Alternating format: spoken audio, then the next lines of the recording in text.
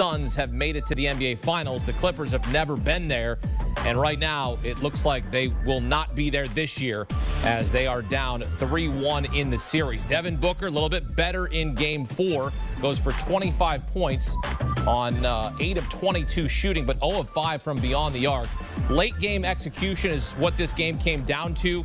Phoenix is able to capitalize in some spots. Deandre Ayton had himself a really nice game. 19 points, 22 rebounds, 4 blocks. Paul George, with the weight of the Clippers organization on his shoulders without Kawhi Leonard, remains out with the knee injury. 23 points, 16 rebounds, 6 assists. But again, it took him a lot to get to 23 points. 5 of 20 from the floor, 1 of 9 from beyond the arc. He was 12 of 18 from the free throw line. Hit some free throws down the stretch. They had a chance, the Clippers did. They never led in this game, and really, they expended so much energy trying to come back in this one that they could not overtake the Suns down the stretch.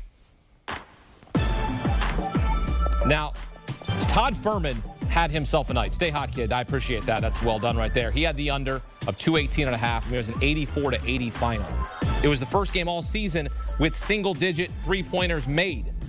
The teams combined for 9 of 51. Like, just not great basketball. It was like a slugfest, like a rock fight. Like, hey, you win this game. No, I'll win this game. His top prop for the Clippers was Ivica Zubac's over 9.5 rebounds. And Ivica Zubac, I mean, he had himself a double-double. I mean, he was actually pretty good in this game. 13 points, 14 rebounds. And the top Suns prop was Booker under 27.5. And how about Devin Booker goes for 25. So he fouled out, so that kind of helped as he finished with 25 points. So Todd Fuhrman goes 3 for 3. Get some instant analysis. Welcome in CBS Sports NBA insider Bill Reiter. Bill, how'd the Suns win this game? Because they were just a little bit less atrocious than the Los Angeles Clippers. I mean, this felt like one of these games from 1997, Akeem. There's a saying around the NBA, it's true. If you want to win an NBA championship, you have to find ways to win when you're not playing your best basketball. In this case, the Suns found a way to win when they were playing some of the worst basketball we have seen them play, going all the way back to the bubble last year. I mean, this was a brutal game all the way around.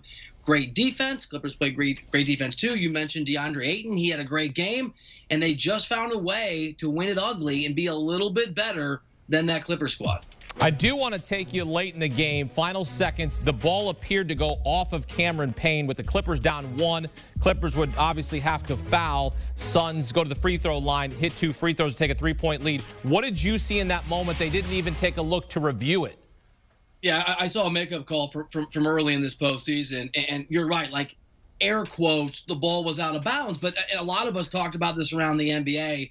In the previous play when this happened, it was technically off the ball handler. But for 50 years, Akeem, we all know that when a guy pokes the ball away, even if technically there's contact from the ball handler, the ball remains with the offensive team. So what I thought we saw, and the fact they didn't look at it, I think reinforces this, takes it from conspiracy theory to, I think, a very fair supposition.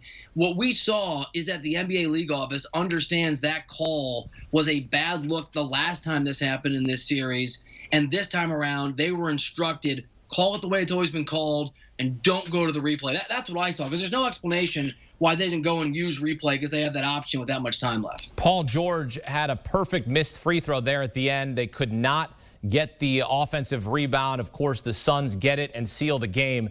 How would you describe the late game execution, really, by both sides? I mean, awful. I mean, at one point, I think those teams combined in the fourth quarter were something like 2 for 20 or 2 for 22, and that awfulness. Look, I think there's a few things that went on, Akeem. There's defense, right? Both these teams played great defense, and they were both top 10 defensive teams in the regular season, so that tracks.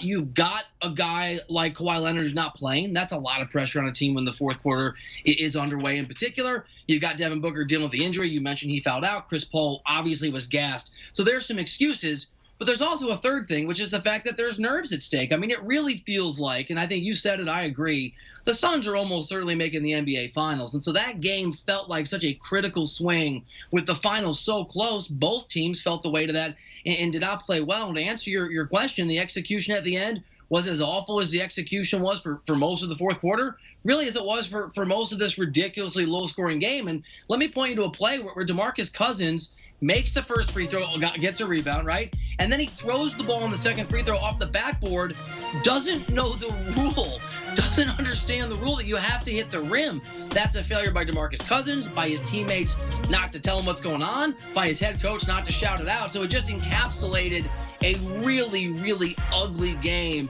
and some, let's be frank, poor play throughout the contest and certainly at the end. Bill, what does it say about the Suns, though, that they were able to absorb the Clippers' comeback? Yeah, I think it says that I think we're going to find out, right? But I think they're the best team in the NBA. I think they're the best team remaining in this postseason. And like I said a few minutes ago, Akeem, you have to find ways to win when you're not playing well. That's just what champions do. That's part of the deal. To find a way to win, forget not playing well, when you are one of two raging dumpster fires on national television in the Game 4 of a conference finals, and you find a way to win, I mean, that's toughness, and that's guts. I mean, Chris Paul hit those free throws. They were able to out-rebound, I think out-maneuver and out-hustle the Clippers. They brought their energy level up. I think it speaks the world for the Suns, even though they did not play well. They've got the grit, they've got the toughness that you need if you want to go to the distance. A lot of people are getting familiar now with Deandre Ayton if they weren't before, seeing his ability. Obviously, we saw him in Game 2 with the tip. And then you take a look this game here, 19 points, 22 rebounds, 4 blocks. What stood out to you in this game from Deandre Ayton, the former #1 pick in 2018? Yeah, I mean, he's the third best player on the team, and he has his arrival and his ascension has been instrumental to what the Suns have done. And this is the kind of game, I mean, you look at the box score, I think it's 64 and 61. Each of these teams had 60 rebounds. That's an insane number, and it's the number because there were so many missed shots. So when guys are missing shots, when there's lots of rebounds for the taking, when it's ugly basketball, I made the joke about this is a game from the late 90s. You got to go late 90s. Your big men have to step up. Zubac played really well, and Deandre Ayton was by far the best player on the floor because this was an old school 20-year-ago style game, required that style of a player. That's who Deandre Ayton is. And you're right. He is not just tonight. He's been awesome the entire year. The arrival of Chris Paul and how they operate in the pick and roll together has obviously made it easier for him to get some buckets. And it's just turned out he's a guy. He gets some confidence. He feels good about where he's at. He's on a winning basketball team. His offensive game has gone to another level, but also his defensive game because he's playing like the guy that was drafted #1 overall. And he is a key and critical piece to what they've done, not just in this game 4, but over the course of this season. And one of the other storylines here in this game, Bill, was the fact that the Suns were able to sustain, right? Like, I want to take you back end of 3.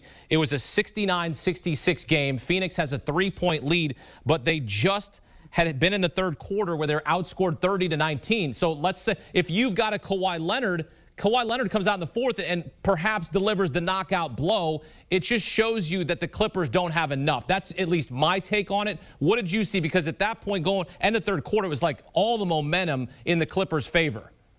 I think you're right. That's exactly. I couldn't agree with you more. And Akeem, I'm going to be redundant here, but you and I have talked about this entire postseason. I'm going to quote the same Eastern Conference GM anonymously. I keep quoting who told me 2 months ago that it wasn't going to be the best team in the NBA that won. It was going to be the healthiest team. The Suns are, for right now, relatively healthy, right? Devin Booker's got a broken nose, but he's on the floor and he's playing. Chris Paul doesn't look like himself, but he's on the floor and he's playing. Kawhi Leonard's all the way up in the luxury box at Staples Center, and they are a different basketball team without him, and they don't have enough. And Paul George did not have a good game, has not shot well at all in this series. But I don't think it's fair to heap criticism on the guy. He got them here in the last round. He's trying to carry a load that's just too heavy. And this is a Suns team that's not a joke. We know what they can do offensively. They're a really, really good defensive team. They've put a lot of pressure on this Clippers squad. You're right.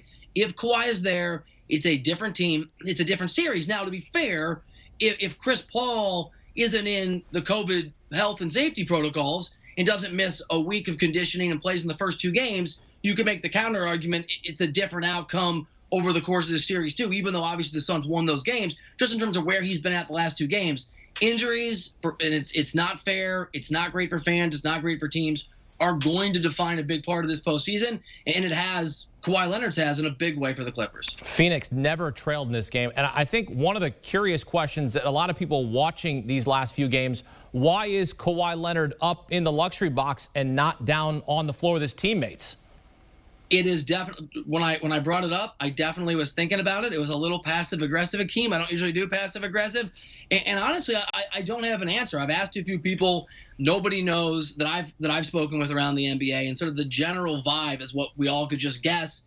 He's a unique guy, right? Not a bad guy, not a bad teammate, but he's a very unique person. He's very private. He is not a vocal leader, and for whatever reason, that's where he's comfortable. I don't have an explanation, but it is certainly eyebrow raising where he's sitting in this game now with his teammates. Yeah, the only thing I can speculate is, look, they don't want him around the team at all in case he gets bumped into and makes the injury worse. That's the only thing I can think of. But, yeah, it's not a great look to not be down there on the sidelines with your brothers trying to battle back from another 0-2 series deficit.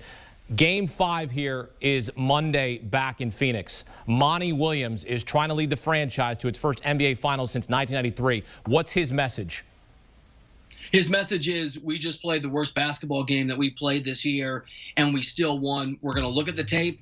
I'm going to be hard on you guys, but this is a beautiful outcome because you guys fought together. You believed in each other together. We can't get away with this level of play again. So let's get back into the gym. Let's look at the tape. Let's go back to the team that we're supposed to be, and we will beat the socks off of these guys, and we'll be in the NBA Finals. Suns looking to become the third team to eliminate both teams from L.A. in a single postseason.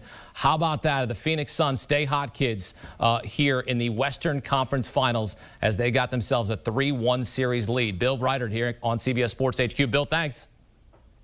Do you want a sports network that delivers everything that matters about the game? The highlights, the picks, the instant analysis, no yelling, no fake debates, no politics. Hit the subscribe button and never miss a moment.